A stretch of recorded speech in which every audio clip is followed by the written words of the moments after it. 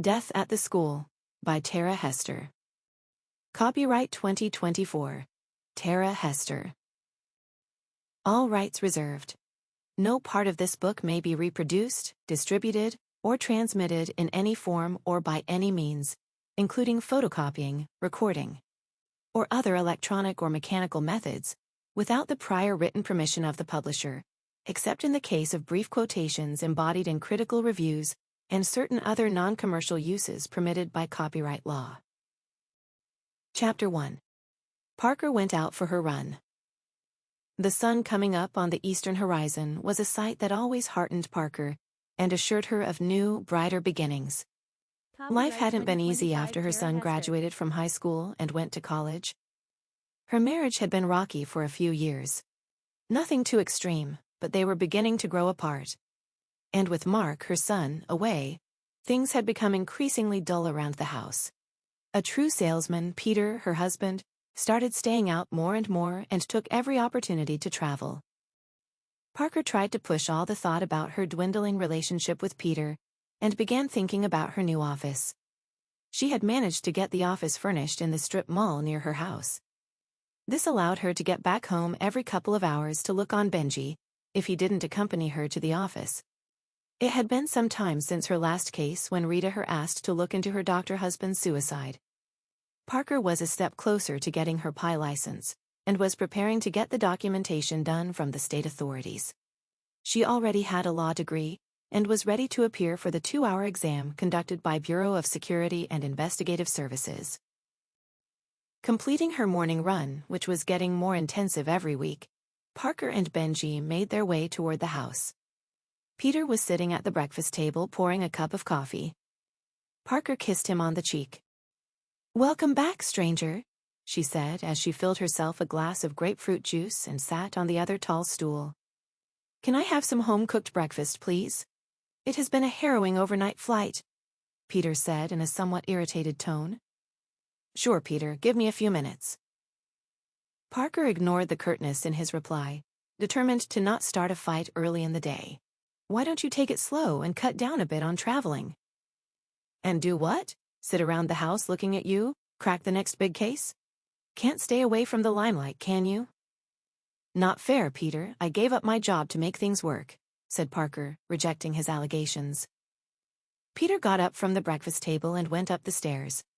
Any chance of having a great start to the day went up in flames, and Parker resigned herself to the reality of the situation. But she was also determined to not make it any worse. Happy she had to be at the office and had a place to go to, Parker sprinted to the shower to get out as soon as possible. She was about to step out of the house and said to Benji, "You have your water in the bowl. I will be back in a couple of hours. Be a good boy and don't bring any trash from outside into the house." She checked if his collar was right, and checked to see if the sensor to the doggy door was working, and then stepped out the door. The sun was up and bright. The light and fresh breeze livened up her a bit. Oxygen can do wonders to your mood, she thought. Parker slid into the yellow Mustang she loved so much and pumped the gas. Hearing the engine rev was one of the favorite rituals of the day, though she never crossed the speed limits. She turned out of the driveway and was about to speed up when she spotted a bunch of police cars a few houses down the house. She saw Roy getting out of one of the unmarked cars as he walked toward the Robinson house. Parker made a split-second decision and slowed down the car to the side of the road. She hopped out and walked next to Roy. "What's happening?" "How did you get here? Are you listening to the police radio now?" Roy asked, surprised and not very happy about the intrusion. "No, Roy, I live here, a few houses up." "You should not be here. Let me talk to Mrs. Robinson. And I don't have to tell you anything. Read it in the paper like the rest of the world." Parker ignored Roy's words and went up to talk to the beat cop. He told her that they had found a body of a young boy in the school playgrounds, possibly the Robinson kid. Chapter 2. The news about the young boy spread like a wildfire in the community. Although not everybody knew the boy that well, a young boy's death, a gruesome murder, sent shockwaves in the peaceful suburban community. Parker thought about Mark and imagined the pain the Robinsons must feel sitting in her office. She was looking at the sample questions asked in the PI exam. Most of it was easy as she knew the laws inside out. She was looking at the screen, but her mind was not in the action. Just then, her phone rang. "Mark, are you okay? I was just thinking about you. Something terrible has happened in our community," Parker said. "I know, Mom, that is why I am calling you," Mark said. "Already? Never mind. What do you want? You sure you are okay?" asked Parker, a bit edgy. "Everything's all right, Mom. I just want you to look into what happened to Jonah. He was a good kid. A couple of years younger to me, we were on the basketball team." "What can I do? The police will surely investigate the case. It is already known that it was a murder and not death by natural causes," Parker assured Mark. "I know they will, but I talked to Jonah's mom and she wants you to do it on their behalf. They know you were instrumental in solving difficult cases in the past few months." Mark coaxed Parker. "Will you go and meet her? Please." "Okay, sure. If she wants to talk to me, I will." Parker said goodbye to Mark and hoped he stayed safe. This was terrible business. The community would surely come together, but thinking about all the things the Robinsons would have to go through gave her goosebumps. Parker decided to spend another hour finding out more about the pie exam. The smell of fresh paint was a bit too overpowering. She walked out of the office to get some fresh air, and her mind once again drifted to the young boy. She finally made up her mind and locked up the office to go and check on Benji and pay a visit to the Robinsons, however depressing that may be. Care Robinson was understandably at loss of words. She did ask Parker to sit down, but words were clearly failing her. "I am so sorry about what happened. I can't imagine the pain you must be feeling," Parker mustered the strength to broach the subject. "I want to make the Bob pay," Claire suddenly shouted with all determination. Her face changed from a sobbing mother to an emotionless warrior who could only think of revenge. "The police will do their bit, but I want to make sure that he is nailed for his crime. He or she. I assure you, Claire, I will do everything I can to find out who did this to your son." Parker put her hand on Claire's, trying to calm her. "But I will need to ask you some questions. Do you think this is a good time for that? Or do you want me to come back later? This is as good as any other time in the future. I don't think the world is going to get all that better tomorrow or day after or a month after for me." Parker didn't know anything about Jonah. She began with the routine questions. "Can you think of anyone who would want to do this? Is there someone who would want to hurt you or your husband?" Parker asked. "I am a housewife. Why would anyone want to hurt me? I have no enemies." Claire gave her a confused look. "As for my husband, I don't think he too has any enemies, but you can ask him if you like." "Did Jonah have any fights at the school? Was he in any kind of trouble?" "Not that I know of. Now, this might be difficult and I am not trying to hurt your sentiments, but was he into something? Drugs, gambling, anything of the sort?" Parker gingerly asked Claire, trying her best to tiptoe around the difficult questions. "Never. He told us everything. We had a very open relationship." Claire responded a bit too quickly. But then who wants to acknowledge that their kids are capable of something like this? "Did he have any fights in school recently?" Jonah was a popular boy. Everyone loved him. He had friends coming over all the time and was social too. Also participated in charity projects. Claire seemed happy talking about the good things. Who would blame her? "Okay, I am on it now, Claire. I will find out everything I can about Jonah and we will catch the killer," said Parker as she got up and took her leave. Chapter 3. Parker decided to go and meet Roy. But it was already end of the day and it didn't seem right to barge in on him. Well, it might be better to talk to him tomorrow. Parker decided to head back home. As she hung her jacket in the coat closet, she heard heavy footsteps come down the stairs. She couldn't believe Peter came early from office. Their little fight in the morning must have prompted him to come early. She wondered what he had planned. Parker's heart did a somersault in anticipation as she thought of a romantic evening with Peter. But the elation was short-lived as Peter came into view holding a bag and dressed to leave. "Going somewhere?" Parker asked. Have to. A new assignment came in today. It was urgent. Didn't have a choice. Peter explained, not looking unhappy about leaving the house. Is he really going for work? Or is it just another ruse to get out of the house and stay away from her? Parker thought. This was getting impossible by the day, and the end seemed near. Do you have to? Can't someone else go? You just came in today? Parker tried her best to show resistance, but she too was drifting away and feeling relieved somewhere deep down. Sorry, have to go. Peter put his bag down and kissed Parker on the cheek. A horn sounded outside as an Uber rolled in to take Peter to the airport. All the plans about spending a relaxed evening went up in smoke. But Parker was determined to not spend the evening alone. Then she thought of Roy. For some reason, Roy? She had been around him a bit too much these days, Parker thought. And then she pulled out her phone and dialed his number. Are you free this evening? Let's have a drink and talk a bit. Parker got straight to the point. Roy knew Parker wanted information about the dead kid. But he was not complaining. He jumped on the chance to meet Parker socially, and they agreed to meet at Chili's in an hour. Parker walked into the dimly lit restaurant and spotted Roy sitting in a booth a couple of tables ahead. Copyright 2025 Tara Roy Hester. looked at her tall, toned figure and felt butterflies in his stomach. She always had that effect on him, whether in the office or elsewhere.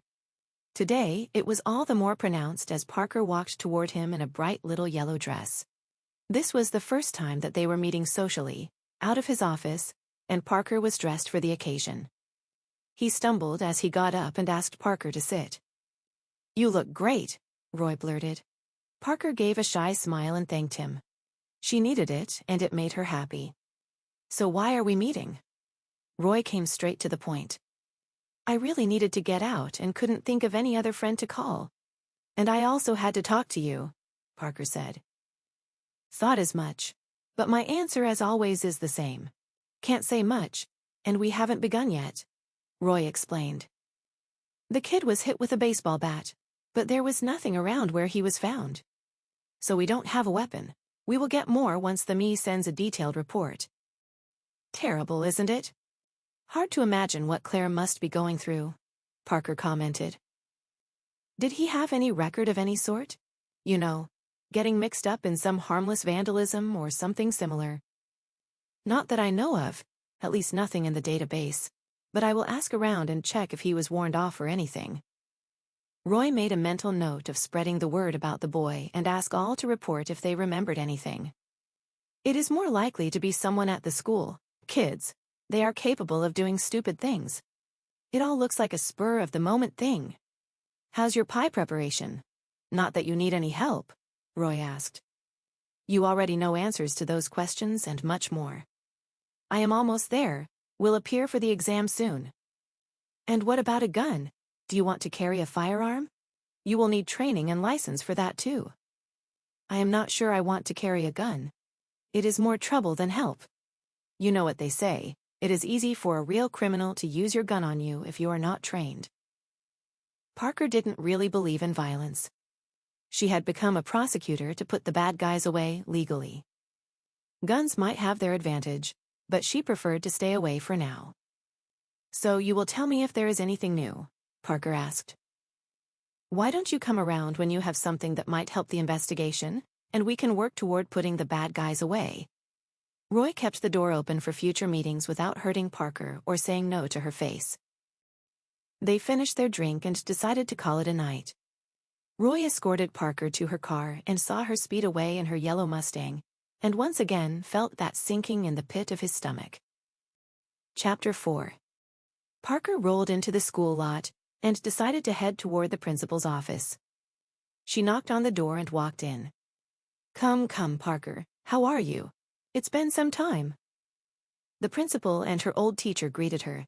Yes, not since Mark left the school, Parker acknowledged as she shook his hand and sat down in the guest chair. What can I do for you? I am looking into Jonah's murder and wanted to get your permission to talk to some kids, his classmates.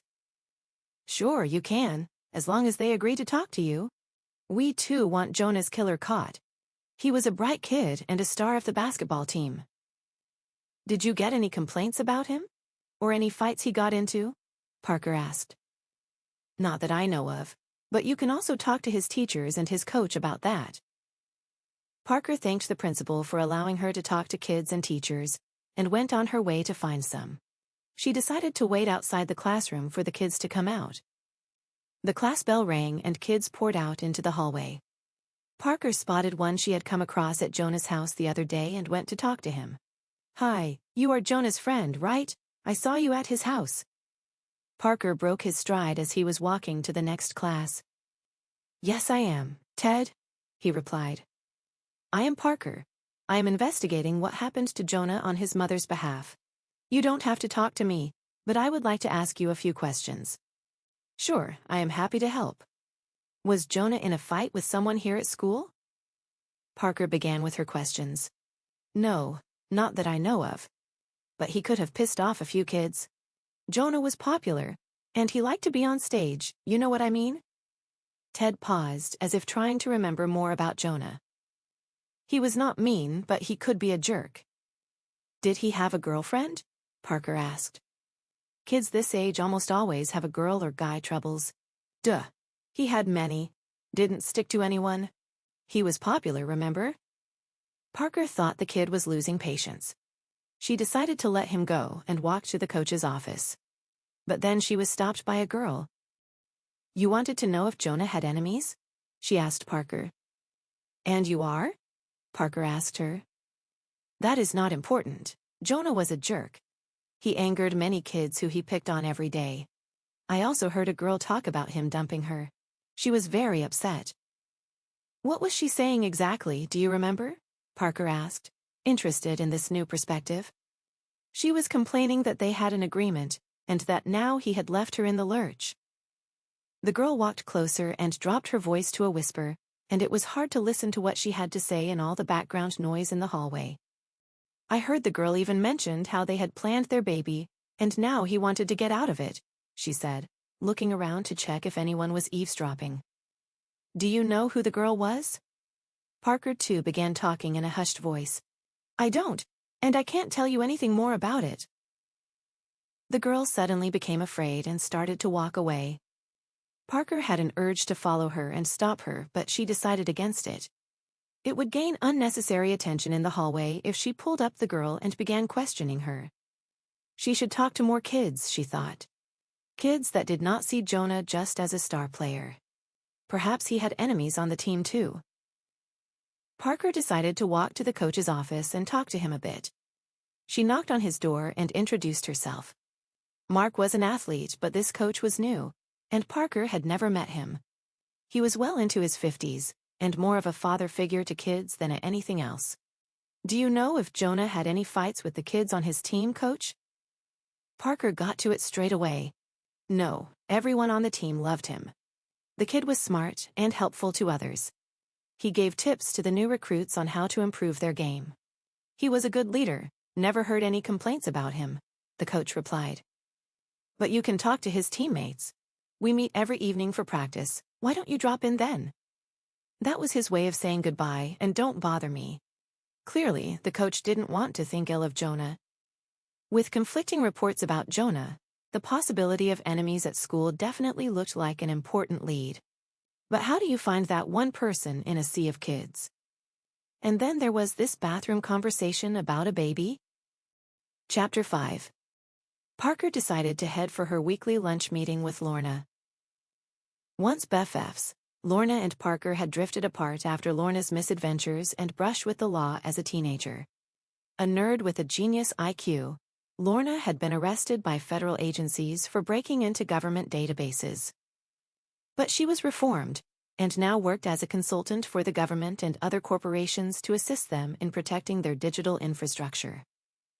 Lorna had been an immense help to Parker in the last couple of cases, and they had come close again, rekindling their old friendship. As always, Parker found a spot at the far end from the cafe and decided to walk there. Her runs with Benji weren't enough. A health nut, Parker took every opportunity to maximize physical activity throughout the day. Hey girl, what's up? Lorna greeted Parker as she sat at their usual table looking over the parking lot. Peter's off on a tour again. Mark is busy with his school. And I have a new case. Parker brought Lorna up to speed. She did not want to talk about Peter, but it just came out. She refrained from talking about personal things, but Lorna was not a stranger, and it was easy to talk to her. What's the new case about? Anything interesting? Lorna skillfully skirted the personal topic and came to things they both loved to talk. Yes, very. And this one is my first real case after starting the office. So what? A walk-in customer? Not really. It is someone from our community. A young boy, a school kid, was murdered on the playground. I think it is someone at the school. But with thousands of kids at the scene, it is quite difficult. Don't worry, just do your thing. I am sure you will figure it out, Lorna said. And you know who to call if you need anything tech-related. They talked some more over a sandwich. Lorna told her how tricky it was all getting every day with connected devices and smart homes. The amount of potential danger people were exposing themselves to, and heading into it blindly at full speed. They said their goodbyes and Parker walked back to her car. She decided to head back home and check on Benji. Tech had its problems, but it also had its advantages. With a sensor in the dog collar, Benji could go around in the yard, and also get his business done without spoiling the carpet inside. Parker took his leash and they went for a quick walk around the block. The weather was just right with the flowing breeze cooling off the body even if you break a sweat. Parker filled Benji's bowl of water and headed out to meet Roy. She spotted a couple of cop cars just outside the community, along the empty stretch of woods. Parker wondered what it could be about, but fought hard to not let curiosity get her. She already had a lot of things to take care of. What? How do you do it, Parker? Do you have a sixth sense of something that you end up here at just the right moment? Roy said, a bit surprised to see her in the office. What are you talking about? I went to the school in the morning, thought I should tell you what I found out about Jonah. Parker explained why she was there. Are there any new developments? Not good. You need to make sure you lock everything in the night, Roy said in a very serious tone. Why? What's wrong? We found another body near your community. A young girl, must be around Jonah's age, Roy said. The shock on Parker's face was evident, and Roy tried to pacify her. So that's why I saw the cop cars near the woods, she said.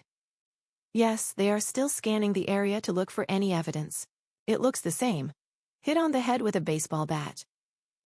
First Jonah and now the girl. Looks like someone is killing school kids. Parker thought aloud. It is grim, but this is the other way round. The girl seems to have been killed before Jonah. The corpse was at least a few days old. Roy explained. Either way, it is terrible business. What did you want to tell me? Roy asked Parker, who was lost in thought. Is this girl from Jonah's school? She asked. Yes, I think she is. Then you need to know this. It might not be related, but it could be, said Parker. Don't talk in riddles, Parker. Allow us to decide if it is related or not. I went to Jonah's school today morning. A girl walked up to me and said a few things that indicated that Jonah had many enemies, and that he picked on many kids. Being popular and all. Parker gave him all the information about the bathroom conversation and the talk about Baby and Jonah dumping the girl. So you think this might be that girl? And Jonah killed her? Roy completed Parker's thoughts. But then what? Someone killed Jonah for killing her. A love triangle? This is getting pretty complicated, isn't it? I am headed to the school gym to talk to his teammates. Want to join me? Parker suggested. Chapter 6. Roy picked up his coat from his chair back and put it on. The coat did not look all that different on his tall, thin body as he got up and began gathering his things from the table. They walked out of the office and Roy asked Parker to join him in the car. Wouldn't it give me some official status if I came along with you? Parker teased Roy. Don't worry, no one at the gym is going to watch us get out of the car. They drove to the school gym and walked to the basketball court where the kids were doing their daily drills. Did you play in school, Roy? Parker asked. She didn't really know a lot about Roy. Roy motioned to the assistant coach and introduced himself. They talked about why Roy was here and asked him to bring the kids around. Guys, I am here to talk about Jonah and also about Emily. Roy began. Do you know something about any of them that you think is relevant to their death? They were tight, man, always used to hang out after school. Talk about their weird tech stuff. I tried to hang out with them once, but that was boring. One of the players shouted. So they knew each other? Copyright Everyone nodded their 2025 heads. Tara Hester. The kids seemed eager to get back to their game, and Roy let them go and asked them to contact the police if anyone remembered anything. Do you have lockers here? We checked the one at school. Roy asked the assistant coach. Of course we have. Go straight out and to the left. You will see them there. Jonah's was the same as his jersey, number 10. He pointed to the door in the right corner. Here's the key. You can open it with this. Roy and Parker walked briskly to the locker room in anticipation of finding something incriminating there. Half the lockers were open with sweaty jerseys and socks hanging out of them. They spotted the number 10 sticker pasted on one of them and opened it. There isn't a lot in here. Jonah seemed like an organized kid. There weren't any dirty clothes or socks in this one. Parker picked up a small device that looked like some kind of remote. You know what this is? She asked Roy. Beats me. He looked at it, turning it around in his hands. There was also a phone that was turned off. Roy turned it on and started going through the content. There were a bunch of photos of the boys on the team and then a few selfies with Emily. The two were seen eating ice cream and sharing a shake. Looks like they were good friends. Don't see any romantic photos here, Roy said. Parker was still trying to figure out what the other device was. Let me take this. I will ask Lorna to check it out. You know she is the best resource to find out what this is. I can't allow you to do that, it is evidence. Well, not yet. And I promise I will bring it to you if there is anything worth exploring. Parker did not have to plead much and make Roy agree. They walked out of the locker room and joined the assistant coach again. A new boy was seen recording the boys' drills. Who is that? Roy asked. Oh, no one. Just some nerdy kid I use to record the practice. Helps me and the boys analyze what they are doing wrong. Find anything? Roy was about to say something when Parker jumped in. Nothing. Thanks for your time, coach. Parker did not want to get any word about the photos or the unknown device out to the boys on the team or at school. As they walked out of the gym, the boy with the camera came running in. You are that detective who was at the school yesterday? He asked. My name is David. He held out his hand. Parker shook his sweaty palm and asked, Yes, I am.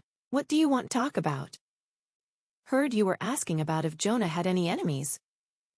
Yes, I did. You know of any? Mr. Rhodes, our arts teacher.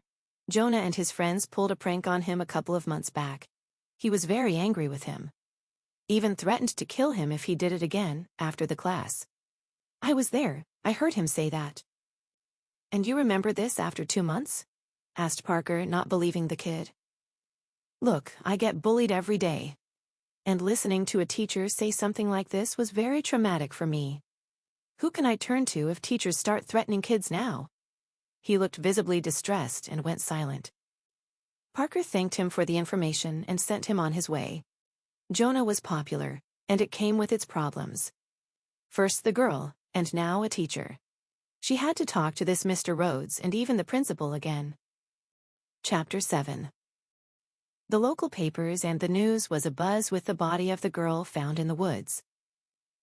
Parker's community was in a grip of terror. Parents were suddenly worried about their kids, and rumors of a serial killer targeting school kids spread rapidly. People started making sure that every door, every window was locked and secured, and warned kids to not go out in the dark alone. Not go out alone at all. Always in groups. The police, too, felt the heat with residents calling up emergency numbers at every noise or rustle of the leaves in the night. It was awful. But then, you cannot blame parents of young kids if they worry about their children's safety. Parker came down the stairs, ready for her morning run. Her ever-faithful friend Benji was right at the door, ready to accompany his master. Parker felt good that she had Benji. All the rumors and buzz had her feeling a bit too alone. As she ran her usual route, she could spot parents waiting with their kids for the bus. Even high schoolers weren't left alone on the road. The rumors obviously had much more to do about it than any truth. Parker decided to continue her hunt and visit the Me first thing in the morning. She picked up her handbag and filled Benji's water bowl, did the routine collar check, and then walked out the door to her Mustang. She was working on the questions she wanted to ask the Me. "Hi, Parker, we meet again," the new Me and Parker's one-time classmate Sally said. Sally had volunteered information about the Davis case earlier and helped Parker understand the whole electrocution thing. Not best friends or anything, both had a healthy respect for each other after being fierce competitors in school. "Hi, Sally, do you have a few minutes? I want to talk to you about Emily, the girl they found in the woods," Parker asked.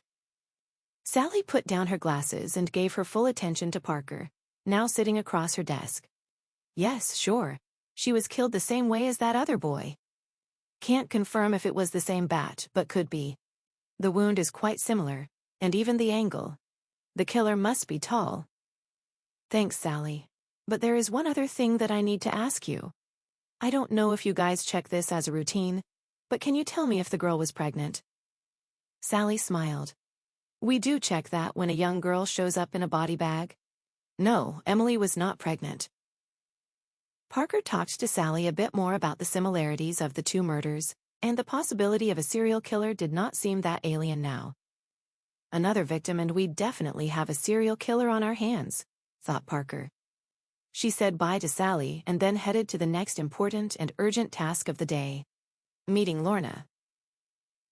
Parker wanted Lorna to take a look at the mysterious device as soon as possible. They met near Lorna's office, and Parker handed over the device to her. Back at the school, Parker walked down the hallway and went straight to the principal's office. "Sir, I asked you about any complaints about Jonah and you denied." "Yes, and I stand by it as there were none. But I have information that Mr. Rhodes, your arts teacher, had a problem with him." "Maybe he did, but he did not come to me about it."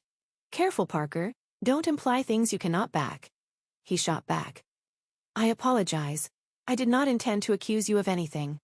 But I have a kid who says that Mr. Rhodes threatened to kill Jonah after class one day. It was in response to some prank he and his friends pulled. And now we have 2 kids from the same class dead." Parker explained her side to the principal. "I understand, but I can't tell you things that I don't know."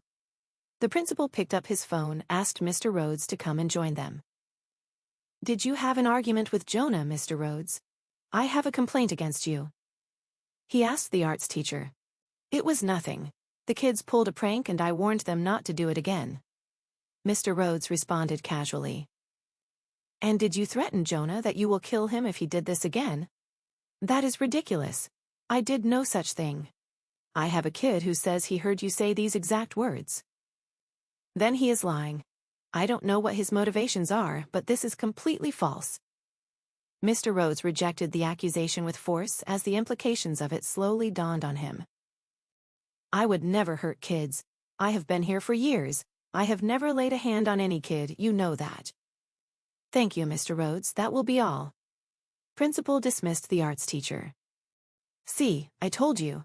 I know this man. He couldn't have done anything as stupid as this. Who knows, your so-called witness might be just pulling a prank." Parker realized that there was not much to go on other than some random kid telling her that he heard the teacher threaten Jonah. Chapter 8. Parker was about to fire up her Mustang when her phone rang. It was Lorna. "I figured out what it is," she said. "Thanks, Lorna. What is it?"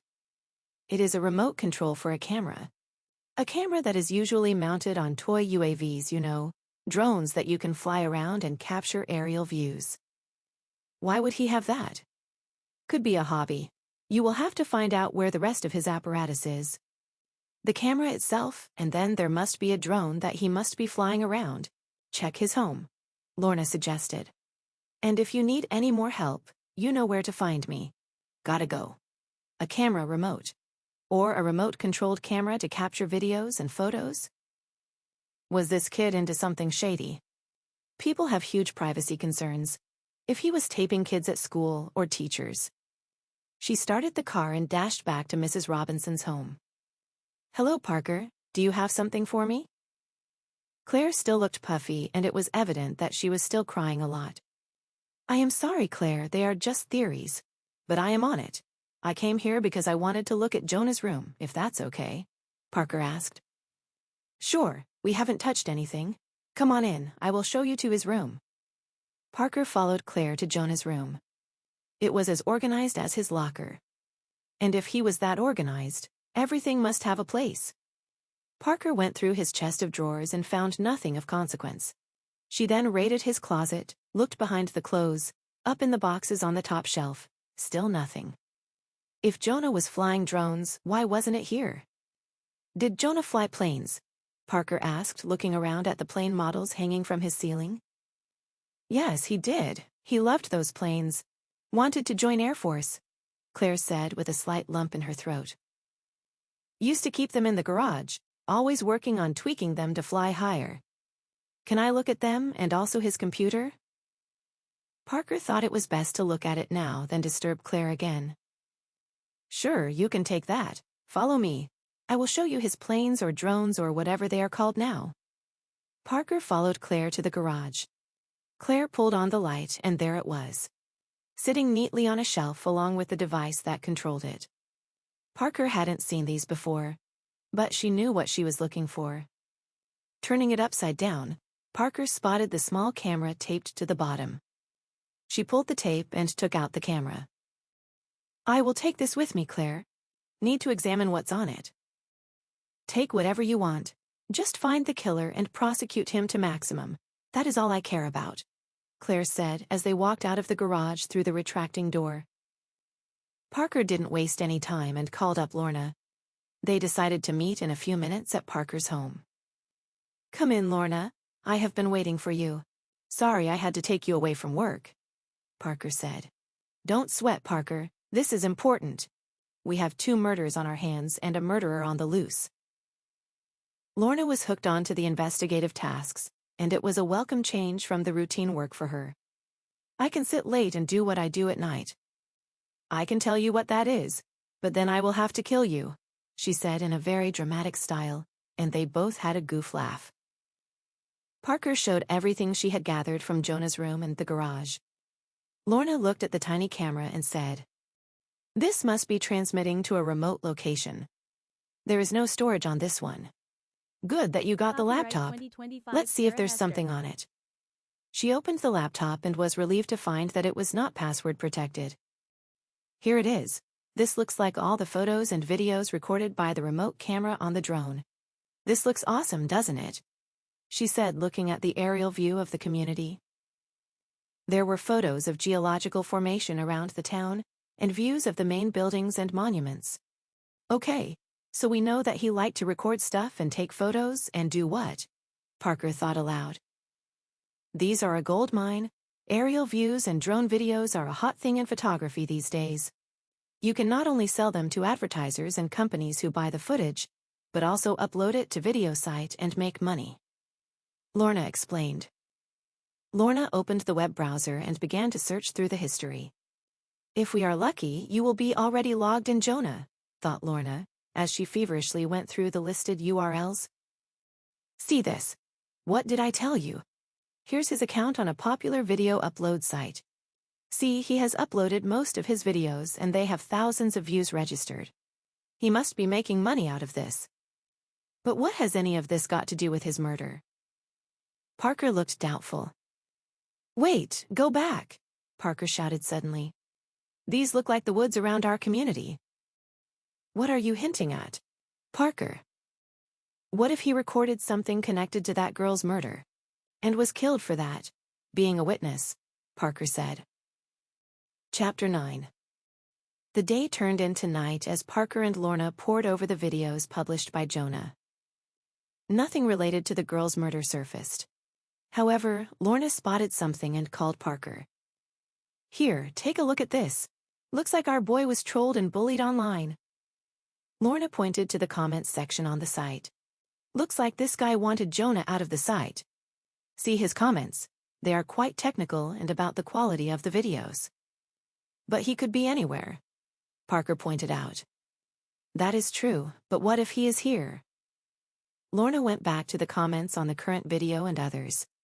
Look, his comments are about specific shots and also about the topological features. He even points out what spots could be better. I think he or she is local. Then we need to find out who he is, Parker said. I can, but it will take some time, Lorna said, looking at her smartwatch. I know it's late. We can deal with this tomorrow, Parker said, and they agreed to meet for lunch the next day. Lorna said she could not think of doing anything else now that she was so close to finding out who the troll was. Parker got up early the next morning and went out on a run with Benji. He was unusually quiet these days. Perhaps staying home alone all day was catching up. She decided to take him to the vet and get him checked out. Back from her run, Parker couldn't wait to talk to Roy. She knew he showed up early at work. She took a shower and gulped a glass of grapefruit juice and was out the door in 20 minutes. The lot at the police building was empty, but Parker left the car at the far end and walked to the building and took the stairs to get to Roy's office on the 3rd floor. I have a request, and before you say anything, it is important and urgent, Parker said hurriedly as she sat down. First, tell me what this is about, Roy patiently asked. We looked at Jonah's computer and found that he was trolled. Someone wanted him to stop putting videos online. Parker explained. Do you have the girl's computer here? We need to look at it. Check and see if she was somehow involved. We do. But it is with our tech guy and he doesn't come in for another hour. Slow down. Roy tried to calm her down. Parker was about to say something sarcastic about his staff when her phone rang and Lorna said, We need to meet now. I think I have nailed it. I am at Roy's office. Come here. We are waiting for you, Parker said and put the phone back. That was Lorna. She thinks she has the killer? What? That is ridiculous. Roy couldn't believe the two had solved the crime on their own. Lorna burst into the office carrying the laptop and sat down. I need to tell you guys this. To Roy, get ready. I think I know who killed the two. Slow down. Tell me everything you know and why you think you have the killer nailed, Roy said, trying to control his excitement. Last night I couldn't sleep, so I went back to it. Looking through the comments, I found another handle that was very appreciative of the videos. I looked it up and turns out that it belongs to Emily. So Emily and Jonah are both connected to the troll now. Not only that, Emily too had a video feed of her own and was putting out drone videos. Possibly from the same source. That is, Emily and Jonah were working together. Hers were a bit more processed and edited than his. But the main footage looks the same. Lorna explained. She too was trolled and even threatened by the same user, who we thought was from the same area. Lorna continued with her investigation that she had been doing all night. I looked at the IP addresses used by the troll, and they are from the school, our public library, and what must be his house, or her. That's a lot of work you have put in, Lorna. But it is illegal, said Roy. You cannot do it, and you haven't. We have. Parker cut in. You don't have to tell anyone how you got there. Just get the guy and start questioning him. You can get all the warrants you want to nail him in court and gather fresh evidence. That didn't sound too bad, Roy thought. Police were known to hire pies to do things the police could not legally. Here's the address. Go get him. Must be the kid in these houses. With the school and library overlap, I am certain of that, Lorna said as she handed over a piece of paper to Roy. Or a teacher, Roy said, as got up and asked an officer to come with him. Chapter 10. Parker knocked on Claire's door and waited for her. The footsteps coming down the stairs were heavy and slow. Hello, Parker, come in. Claire greeted Parker, but there was no enthusiasm or joy in her expression. I have some news for you. This is still just the first step, and there is a long fight ahead of us, but I think we have Jonah's killer, Parker said. Claire looked up and tears began to flow unabated as she tried to smile. Thank you, you really did it. You found the killer. As I said, this is just the first step. I wanted to tell you this before anyone else did. Who is it? Why? Claire asked, making no attempt to stop her sobs. It is a boy at the school. His name is David, Parker said. But why did he do it? What did Jonah do to him? Claire asked. Nothing, apparently. It is not easy, but hear me out. Parker began to share how they found out. I don't know if you were aware, Jonah and his friend Emily, the other girl we found, were uploading aerial videos online. They were video bloggers. And did they hurt him in some way? Claire asked, confused. Not really. David used to do something similar. But with drone videos and photos getting more popular, the money he was making from his videos started dwindling. He said he went to warn Emily to stop uploading videos, and they had an argument. In the heat of the moment, he hit her, Parker said.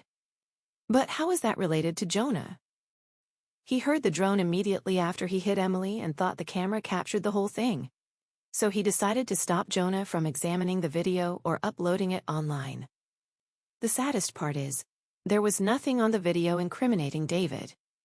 Khalir's sobs were uncontrollable now, and Parker sat next to her and held her in a tight embrace. We have him in custody now, Claire. I know we cannot do anything to bring back Jonah, but we will get justice done. Lorna was waiting in the car outside. She had decided not to intrude and preferred to stay in the background. Weird case, hun. Kids are so trigger-happy, she said to Parker as she sat in the driver's seat.